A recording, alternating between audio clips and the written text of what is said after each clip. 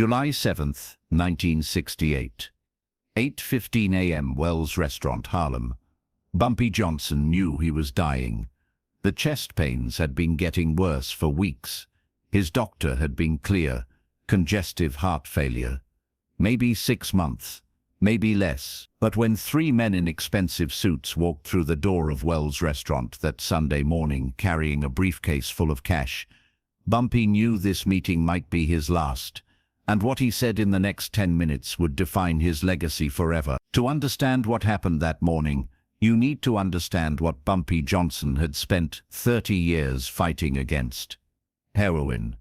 By 1968, heroin was destroying black communities across America. Chicago, Detroit, Philadelphia, Baltimore. Neighborhoods that had thrived were turning into wastelands. Families were being ripped apart. Young men who could have been doctors, lawyers, leaders, they were dying in alleys with needles in their arms. But not Harlem, not Bumpy's Harlem. For 3 decades, Bumpy Johnson had kept hard drugs out of his neighborhood. He ran the numbers. He controlled gambling. He did things that weren't legal, but he had one unbreakable rule: no heroin in Harlem. When the Italian mob tried to bring it in during the 1940s, Bumpy pushed them out. When independent dealers tried in the 50s, Bumpy shut them down. When Frank Lucas tried in the 60s, Bumpy made him leave town for 3 years. Bumpy understood something fundamental. Heroin didn't just hurt the user, it destroyed entire communities. It turned neighborhoods into war zones. It gave police an excuse to treat every black man like a criminal. Bumpy was many things: a gangster, a killer, a criminal, but he was also Harlem's protector. And protecting Harlem meant keeping that poison out. But by July 1968, Bumpy was tired. He was 62 years old. His heart was failing. Every morning he woke up wondering if it would be his last. And the Genovese family knew it. July 6th, 1968. The day before the meeting, Bumpy received a message through an intermediary. The Genovese family requests a meeting tomorrow morning, Wells Restaurant. Just a conversation about the future. Bumpy's wife, Mamie, begged him not to go. "You're not well. Whatever they want can wait." "No," Bumpy said quietly. "It can't wait. They know I'm dying. That's why they're coming now." "What do they want?" "Same thing they've always wanted: heroin in Harlem. They're going to make me an offer. One last time before I die." "And what are you going to tell them?" Bumpy looked at his wife, the woman who'd stood by him through prison, through violence, through 30 years of this life. "I'm going to tell them what I've always told them." "No." Mamie's eyes filled with tears. "Even if it costs you your life, especially if it costs me my life, because my life is almost over anyway. But Harlem has to survive me." July 7th, 1960. Bumpy arrived at Wells Restaurant early. He wore his best suit, charcoal gray, custom tailored. His shoes were polished. His tie was straight. If he was going to die today, he'd die looking like a king. He ordered coffee, black, and waited. At 8:15 a.m. 3 men walked in. Bumpy recognized them immediately. Anthony "Tony Ducks" Corallo, a captain in the Lucchese family. Vincent, the Chin Gigante, a rising star in the Genovese family. And Thomas "Tommy" Ryan, a bully, a Genovese capo who'd been trying to get into Harlem for years. All 3 were younger than Bumpy. All 3 were healthy. All 3 represented a future that Bumpy wouldn't live to see. They sat down at Bumpy's booth, ordered nothing. This wasn't a social call. Tony Duck spoke first. "Bumpy, thank you for meeting with us. We know you haven't been well." "I'm dying," Bumpy said flatly. "Let's not pretend otherwise. What do you want?" Vincent Gigante leaned forward. "We want to talk about the future. Your future. Harlem's future. Harlem's future is none of your business." "With respect," Tommy Ryan said, "it is our business, because you won't be around much longer. And when you're gone, someone's going to fill that vacuum. We'd like it to be us, with your blessing." Bumpy took a sip of coffee. "My blessing to do what?" "To operate in Harlem, to bring in product that people want, to make money in a changing market." You mean heroin? The three men exchanged glances. Tony Ducks nodded. Yes, heroin. It's coming to Harlem whether you like it or not. The demand is there, the supply exists. We can either control it and make it clean, or we can let independents flood the market with garbage that kills people. Heroin kills people either way, Bumpy said. People make their own choices, Vincent said. We're not forcing anyone, we're just providing a service. Bumpy's jaw tightened. Don't insult me with that bullshit. You're not providing a service. You're selling poison to people who are desperate, people who've been beaten down by racism, poverty, and hopelessness. And you're profiting from their pain. We're businessmen. You're murderers, Bumpy interrupted. You just kill slowly, over years instead of seconds, but you're still killers. Tommy Ryan pulled out a briefcase, set it on the table, opened it. Stacks of $100 bills, fresh, neat, a fortune. $100,000, Tommy said. Cash. For you, for Mamie, for your family. Enough to make sure she's taken care of after you're gone. Enough to set up scholarships for Harlem kids in your name. Enough to build something positive. He closed the briefcase slightly. All you have to do is step aside. Don't fight us when we move product into Harlem. You're dying anyway. You won't be here to see it, but your wife will be comfortable. Your legacy will be secure. Your name will be remembered for the good you did, not for fighting a battle you can't win. The briefcase sat there between them. $100,000 in 1968. That was serious money. Enough to change Mamie's life. Enough to fund community programs. Enough to do real good. Bumpy stared at the money for a long time. Then he looked up at the three mobsters. You don't understand, Bumpy said quietly. You think this is about money, about comfort, about legacy, but it's not. He pushed the briefcase back across the table. For 30 years, I've kept heroin out of Harlem, not because it was profitable, not because it was easy, because it was right, because someone had to protect this community from people like you. His voice grew stronger despite the pain in his chest. You think because I'm dying I'll sell out? You think because my wife needs money, I'll let you destroy everything I've built? You don't know me at all. Tony Ducks tried to interrupt. Bumpy, be reasonable. I am being reasonable, Bumpy said. I'm choosing my community over your money. I'm choosing principle over comfort. I'm choosing to die standing up rather than live on my knees. He leaned forward, his chest tight, his heart racing. Here's what you don't understand about Harlem. This neighborhood has survived slavery, Jim Crow, the Depression, race riots, police brutality. We've survived because we take care of each other, because we protect each other. His breathing was becoming labored. You bring heroin into Harlem. You destroy that. You turn neighbors into addicts. You turn families into broken homes. You turn streets into war zones. And I will not let that happen while I'm still breathing.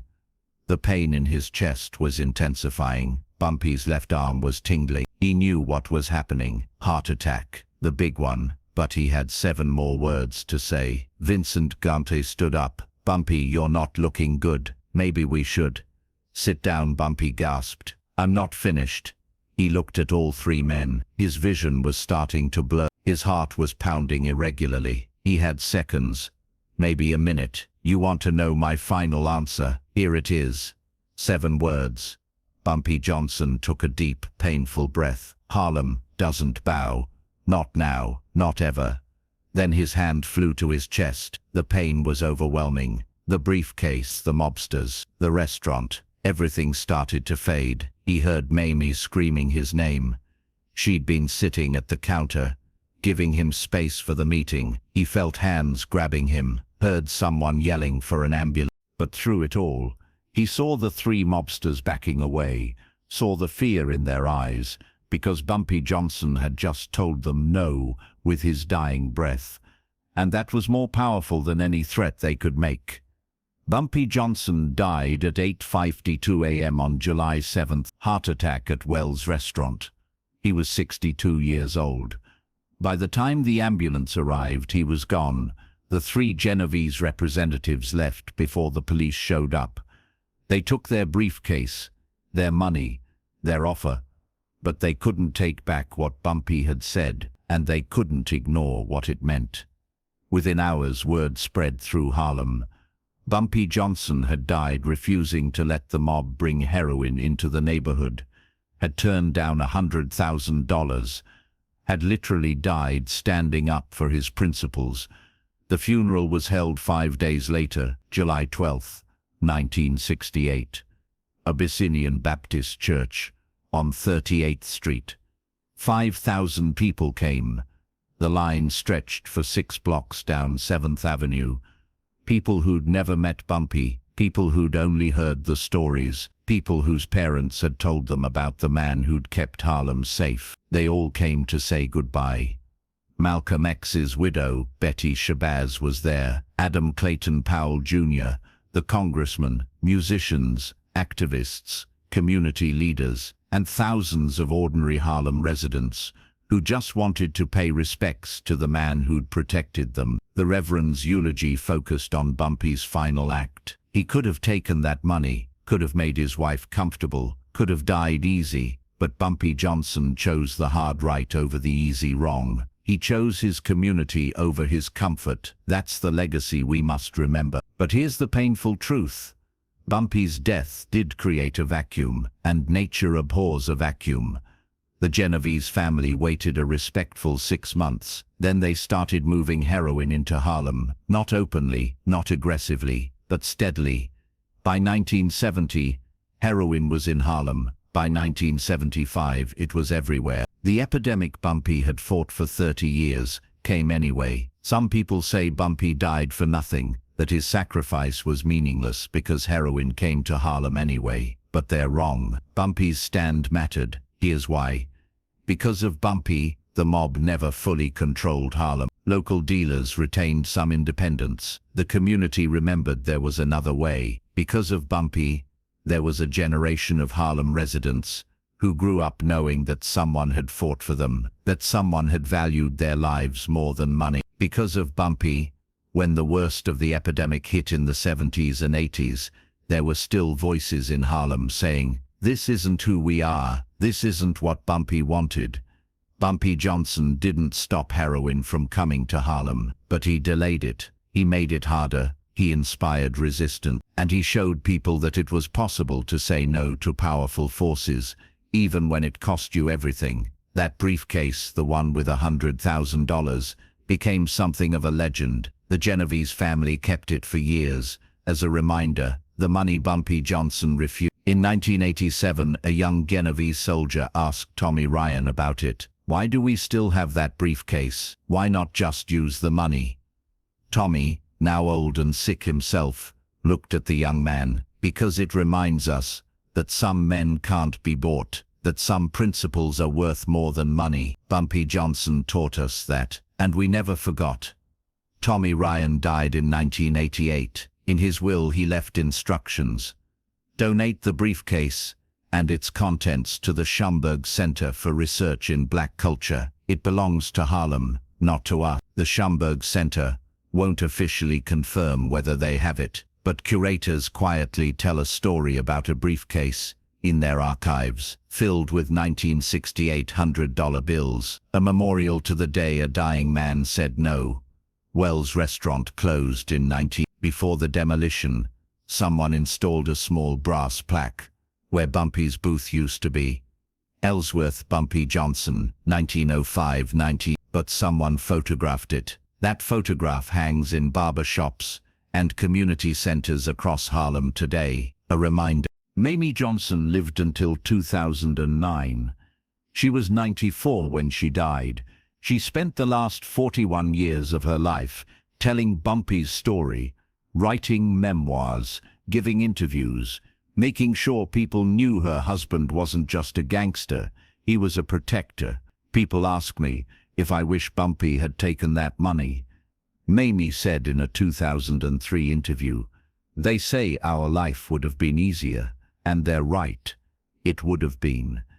But I wouldn't trade what he did for anything, because he showed all of us, that some things matter more than comfort, that integrity matters, that standing up matters. She paused, wiping tears from her eyes. Bumpy died broke. We struggled financially for years, but he died with his soul intact. And in this world, that's rare. On July 7th, every year, people still gather at the site where Wells Restaurant used to be. They pour out liquor, they share stories, they remember the man who said "Go." Harlem doesn't bow, not now, not ever. 7 words. Bumpy Johnson's final gift to his community. Today, Harlem still struggles with drugs, with poverty, with systemic racism. The problems Bumpy fought are still here, but so is his legacy. Community leaders invoke his name when they fight against injustice, when they stand up to developers trying to gentrify Harlem, when they resist forces that want to exploit their neighborhood. What would Bumpy do? It's become a rallying cry, a reminder that once someone cared enough to die for Harlem's soul. That's power, not the power to hurt people, not the power to accumulate wealth, but the power to inspire, the power to show people what's possible when you refuse to compromise your principles. Bumpy Johnson was a criminal. He broke laws, he hurt people. He was far from perfect. But on July 7th, 1968, he did something perfect. He chose his community over his comfort. He chose principle over survival. He chose to die standing up. And 56 years later, we're still talking about it, still inspired by it, still learning from it. That's immortality. Not living forever, but mattering forever. If this story of sacrifice, courage, and unshakable principle moved you, hit that subscribe button. Drop a like if you believe some things are worth dying for. Share this with someone who needs to hear that integrity still matters in a world that's forgotten what it means. Comment below, would you have made the same choice Bumpy did? Remember, in life, you can chase money, or you can chase meaning. Bumpy Johnson chose meaning, and Harlem never forgot.